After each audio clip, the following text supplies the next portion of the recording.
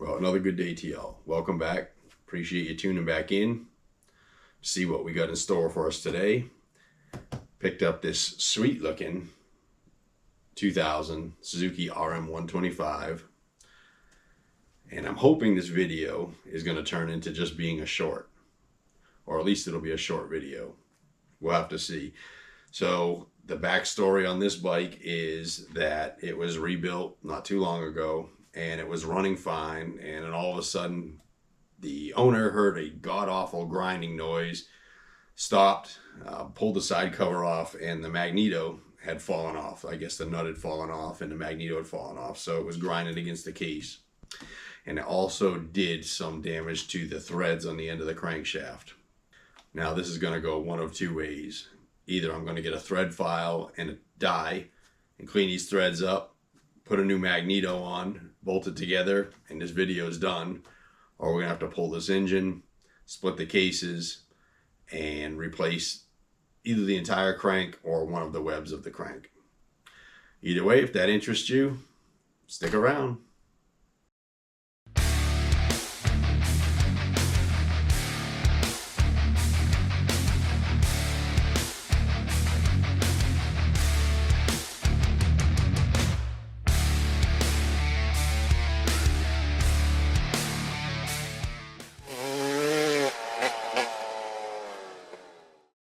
So this is a really nice bike. It's in really good shape, and I feel sort of bad for the owner. He paid a pretty good amount of money for this bike before it failed, but he no longer wants to put any time or money into it. He's moved on to side-by-sides, and that's perfectly cool. So now I've got it, and what we're going to do is just take a quick walk around this thing. There's a couple of things that I noticed right off the bat that are going to need attention as well, but the bike looks really nice. So here's our magneto cover, and you can see where it had hit and rubbed into it, and this is not going to be a concern to me. I'll reuse it. The magneto, however, the inner support metal has come loose on it for whatever reason. I'm not sure, but this is going to need to be replaced. I cannot reuse that. So here's where our issue is. The threads got kind of botched up on the end of this. I believe that's a 10 millimeter by 1.25. So we may be able to thread file that and re-dye it to get it to work. And of course, that's where my fingers are crossed on this one.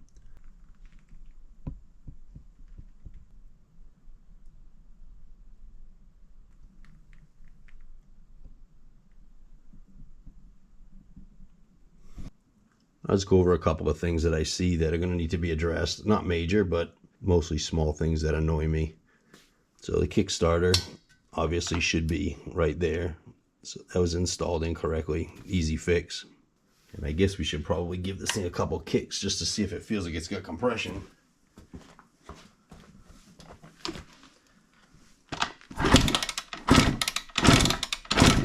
Oh yeah, tons.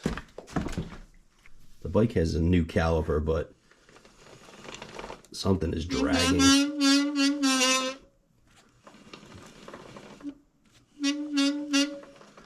So something's hanging up in this brake. The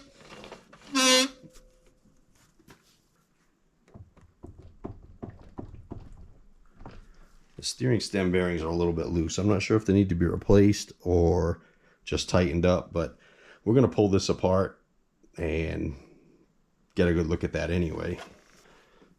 The old kill switch on the wrong side of the clutch lever. This seems to be a trend nowadays. I don't know if I'm missing something or whatever, but you guys throw it down in the comments, like why this is a new trend to put them here. I don't know. It's obviously got a new clutch perch, which is nice. The clutch free play is non-existent. So I bet you this bad boy's slipping like crazy. Got the old Jeff Emig grips. So I feel like this video is going to be a little bit longer than expected, which is okay. But first things first, let's see if we can get a nut on this crankshaft, because that's going to be the major repair on this bike if I've got to split the cases and get into the crankshaft.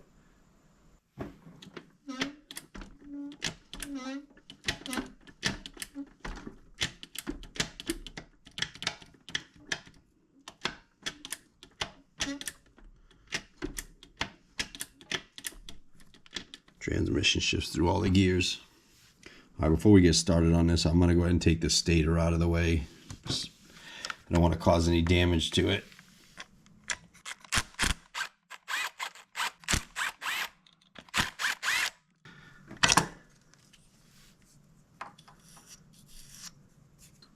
The first thing I want to do is hit this thing with a thread file.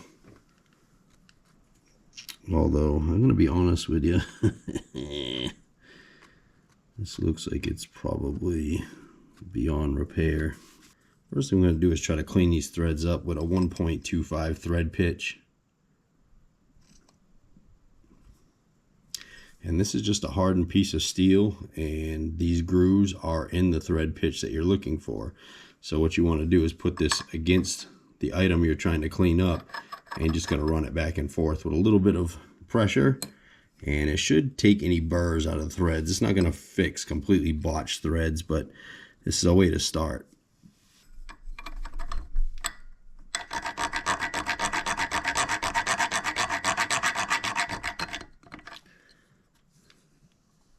This is especially good if you cannot get a die to start, like the end of the threads are really messed up. This will sometimes get you cleaned up enough so that you can get your die started.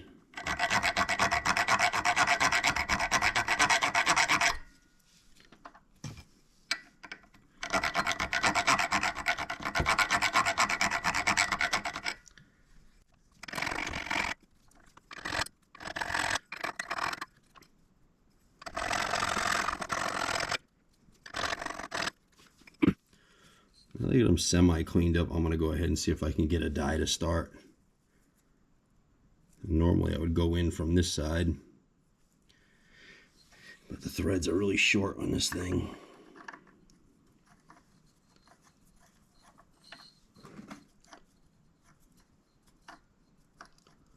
Now to lock this crankshaft, if you happen to do any kind of work on it like that, you basically can just throw this thing up in high gear and then lock your rear brakes up, and the engine will not turn.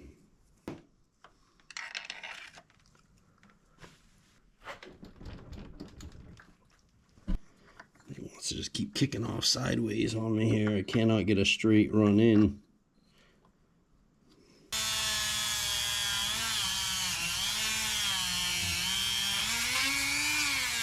Well, I was able to successfully clean up the threads to get a nut on it. But this is just way too loose. This is definitely not going to work. In fact, once I get the flywheel on there, there's just not even enough threads to hold. So at this point here, this crankshaft has one more chance at life. The only step that I see now is to bring this thread size down to an 8 by 1.25. So what we need to do is cut the threads off of this and get it to a point where we can die this to the correct thread size. And what we're going to be looking for is an outside measurement. It's like 7 point.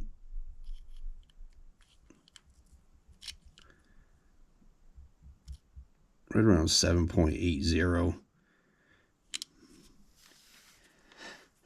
So now the next question is how to do this without taking it out, throwing it in a lathe or something like that. So what I want to try to do, and the way I'm going to take this down, is with a file. What I'm going to want to do is pull the spark plug out, and we're going to find a way that we can get this engine so that it'll auto rotate over, so I can just get this shaft down to the correct size, and then we can put the die on it.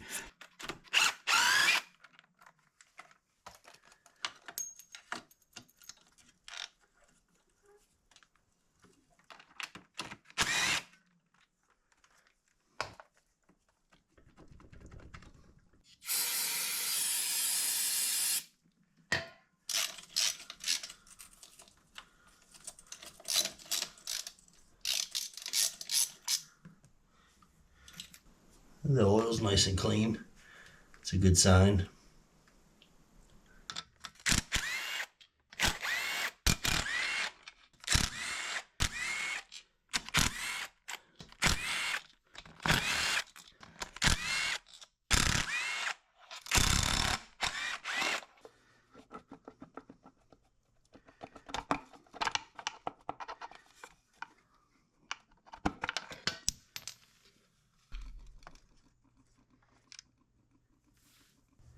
So we're going to do something a little bit clever here to turn this crankshaft.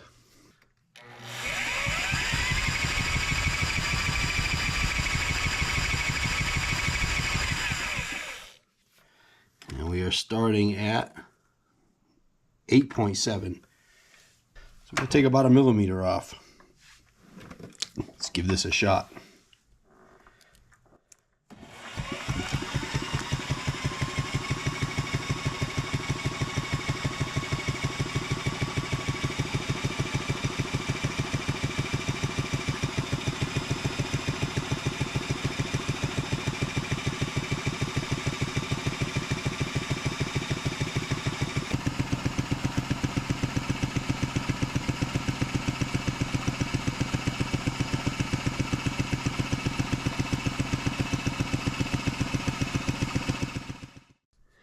Now you might wonder, why don't you just get a new crankshaft for it?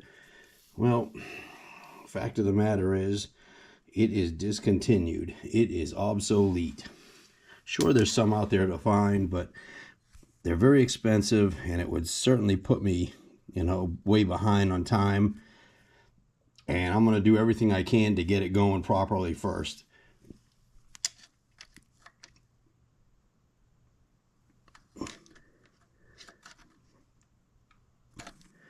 Still got a ways to go.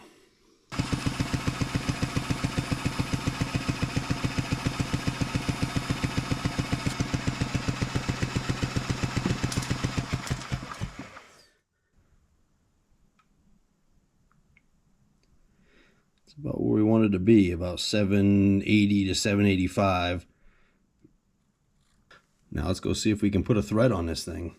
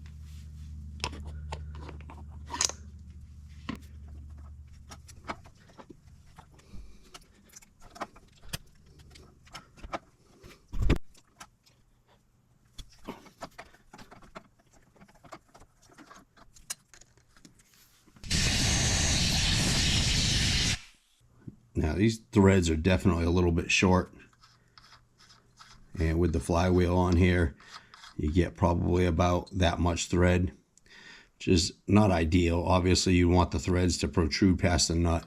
However, we're going to put some red Loctite on this, and the next guy may have a hell of a time getting it apart, but at that point, it'll be time to put a crankshaft in it. But I think we're going to get away with it on this one. There is some JB weld right here from, I guess, a failed chain or something like that. The cases are cracked. And if we did do a crankshaft, we'd get a left side engine case as well. When I was looking for cases for the 98, I needed the right side case, and they were so difficult to find. But there were left side cases all over the place, plenty of them. Of course, now if I ended up doing this crankshaft and trying to find this case, there'd be right side cases and no left side. That's just the way it goes. So at this point here, I'm going to call this good. We're going to put it together. I'm going to order a flywheel for it, and then we'll get into some of the other stuff we need to take care of on this. All right, let's take a look at what's going on back here. It feels like the caliper is extremely tight. And there's a couple of reasons for this. The piston could be sticking in the caliper, causing the brake pads to drag. This brake hose could potentially be collapsed on the inside. Now the master cylinder provides a lot of pressure, and it will force its way through any kind of restrictions in the hose. However, the caliper only has these seals here to kind of push the piston back. What happens is you force the fluid into the caliper and then it won't release. Thirdly, the master cylinder itself, there is a return port inside of there. Sometimes they get clogged up and it will not allow the fluid to come back. This will be very noticeable if you're riding for a long period of time and you notice that the brakes in the back start dragging and getting really hot and then locking the back wheel up and will not release. Almost always that's going to be in the master cylinder. Quick way to tell whether it's a caliper or the hose would be to crack your bleeder. Now, if you crack your bleeder and instantly the wheel frees up, then you know it's from this point back to the master cylinder that your issue is. If it does not, like this one here is still really tight, it's not going to be a brake pressure issue with the hose. So we're going to pull this entire thing apart, or at least push the pads back in. So at this point here, I'm going to push this pad and piston back in to see if that frees up the problem and it's not an issue with our wheel bearings or anything like that.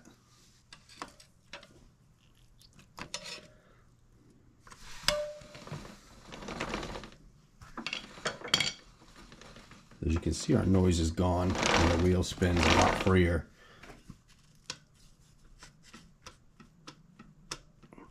Our caliper's moving just fine. And actually the piston pushed back in just fine. So I'm wondering if these pads are just absolute garbage. So what I'm going to do is pull the pads out and we're going to hit them with a little sandpaper.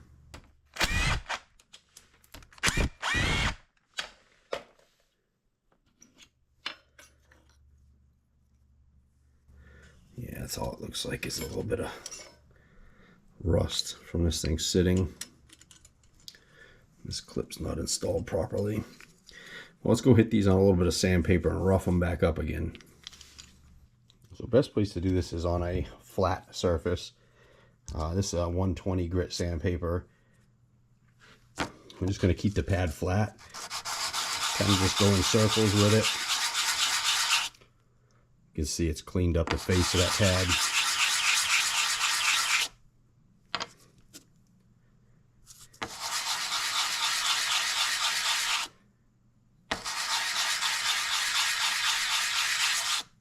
Another thing you can do is take a file or use your sandpaper and just bevel these edges just ever so slightly. That can sometimes stop noise. At this point, we'll clean these up with a little bit of brake clean and put them back in. Now, keep in mind, if you don't have sandpaper, you're out in the wild or whatever, you find yourself some concrete, you know, and you can just kind of rub these on the concrete and it'll kind of do the same thing. We'll go ahead and get these steering stem bearings tightened up. I'm not going to go too much into depth with this. I got a ton of videos out on how to do these. Most of them are YZ250Fs, but the concept is exactly the same. So if you're really interested in depth on how to do this, check out one of those videos.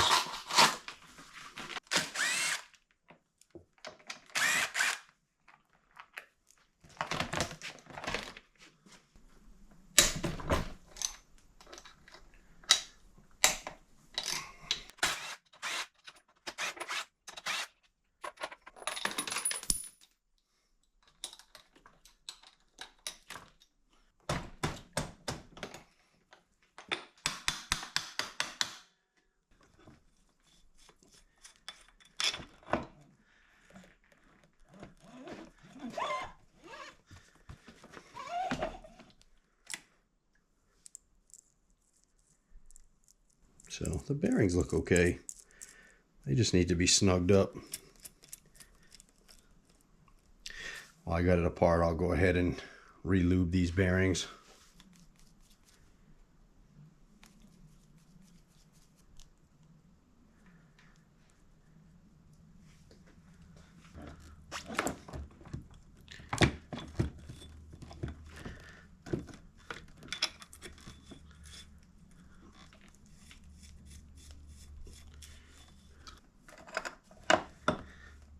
You don't want to crank these down, you just want them tight.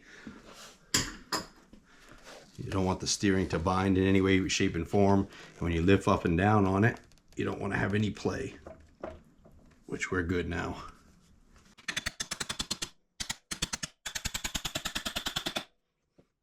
Now, I don't know what Suzuki's fascination is with half foot-pounds, but if you can do it 65.5 foot-pounds, I'm going to do 65. That's going to be good enough.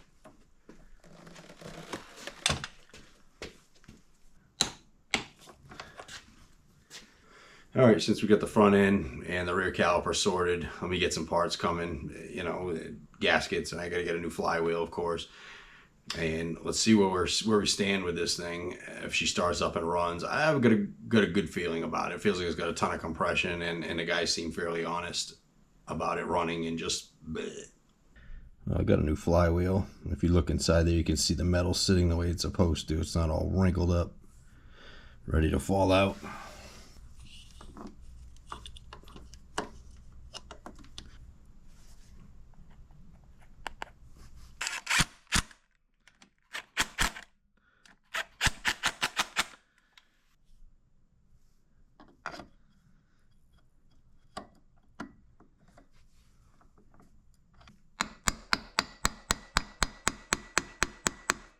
Now, I'll be totally honest, I'm not 100% happy about how much thread I have. I could use another 1/8 inch, would be fantastic.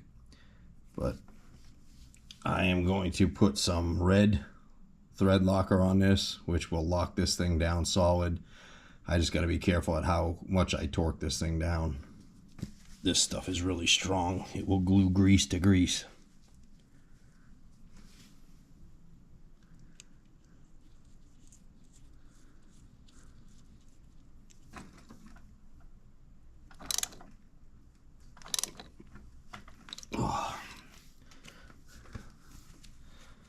It's tight. I'm going to give that 24 hours to cure before I go stomping on this kicker.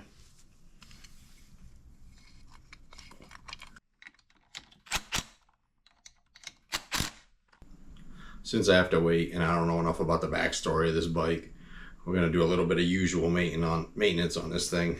I'm going to go ahead and pull the seat off, check my air filter. I'm going to drop the oil, change that out to something that I want in there, and get this fuel out of the tank. I don't know what they've got in there. More than likely they got some ethanol. We'll get that out of there, throw that in a Tundra. We'll mix some non-ethanol fuel in here, 32-to-1, and at least be ready to go. If it has spark in it, it'll start.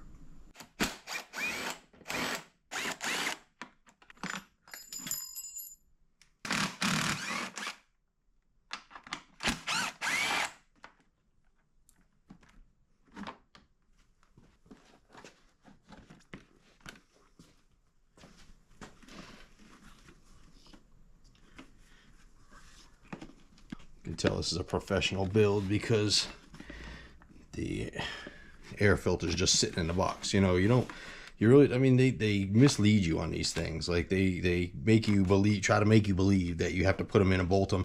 No, if they're just in the box, it's good. It's good. And this is why we check these things.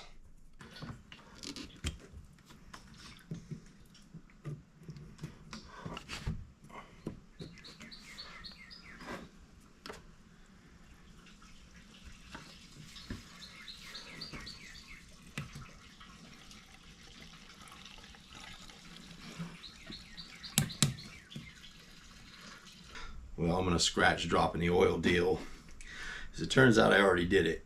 I got so many projects going on, I lose track of what's been done and what hasn't been done. So, you know, we took the side cover off and already did the oil. So we're not worried about that. Tank's drained. I'm just going to give it 24 hours, let that Loctite set up a little bit, and we'll come back and give it a couple kicks. You know, fingers crossed that everything's going to be good with it. 2 gallons, 32-to-1.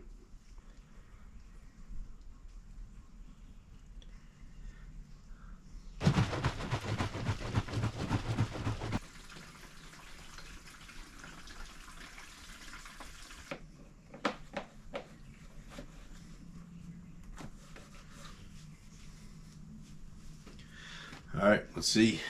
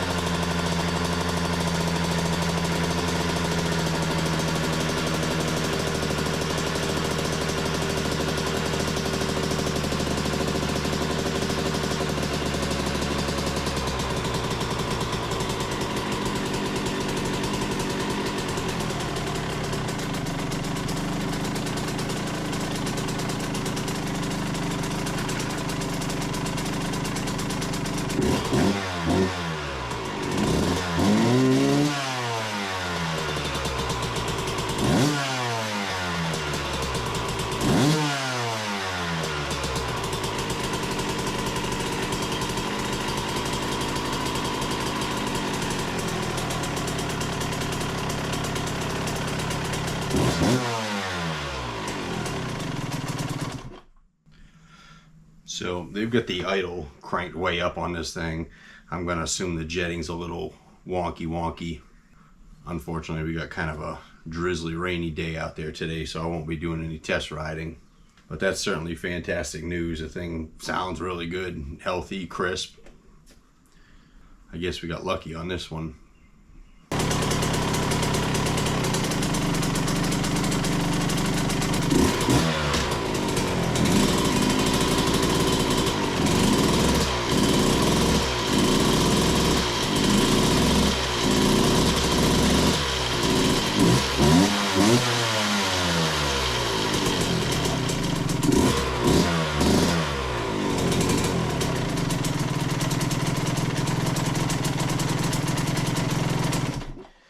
Well, it sounds pretty snappy. I think, however, I'm going to go ahead and pull this carburetor off, take a look at the jetting on it. She's loading up pretty bad. I'm not finding any air leaks at all in the intake. I used a little map gas and went around the intake to see if it would change the RPM at all, and it didn't. So we're going to get into checking this jetting a little bit and kind of see where we're at. However, I do want to get it out on the road a little bit and feel what it feels like in the mid-range and on the top end.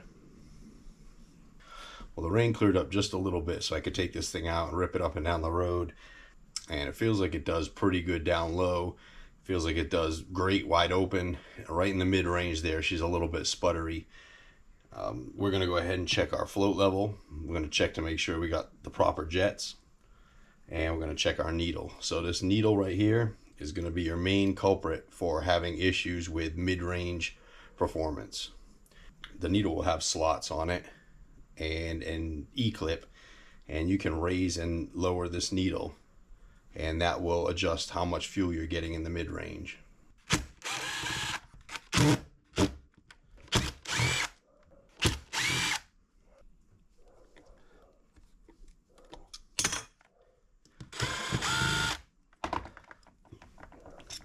Somebody must be here. Callie's going crazy.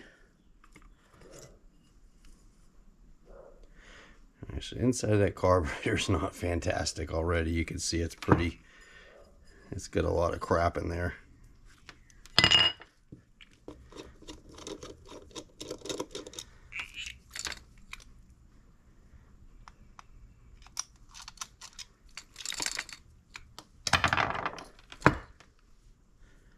Swampy jets.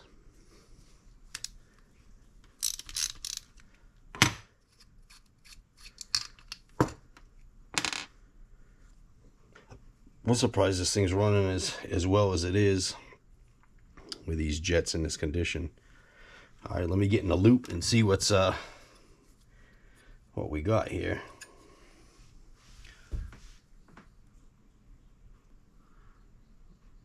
Nope, can't read that. I've got a 170 for the main.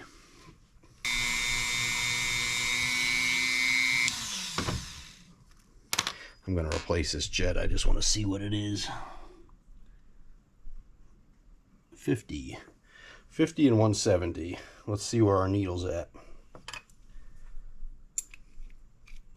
And that's totally loose. That could partly be the problem.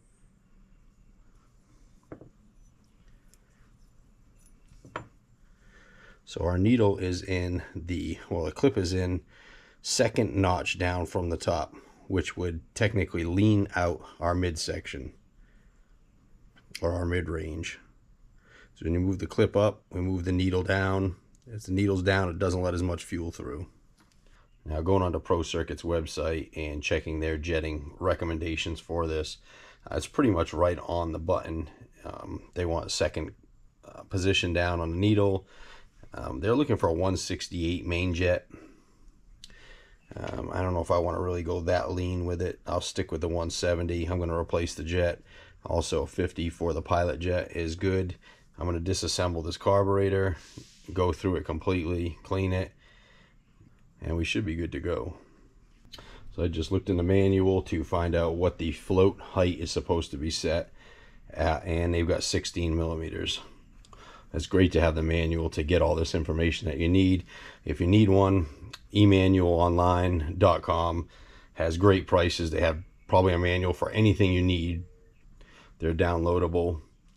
And if you use my link, I'll put that down in the description, and use my discount code RestoroosterOHV, you'll get 22% off purchase of your manual until August 31st of 2024. So the way you want to do this, you want to tilt the carburetor until the float is just touching the needle. See, this doesn't have a lot of springy action there. But what we're looking for is 16 millimeters from the base of the carburetor to the top of the float, which we're right on the button there.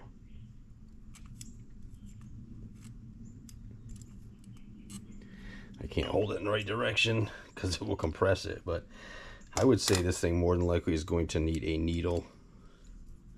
So I'll probably go ahead and order that as well. I got her all cleaned up. Got a new set of jets. I'm just going to put it back together, get her back on the bike, see if that makes a difference.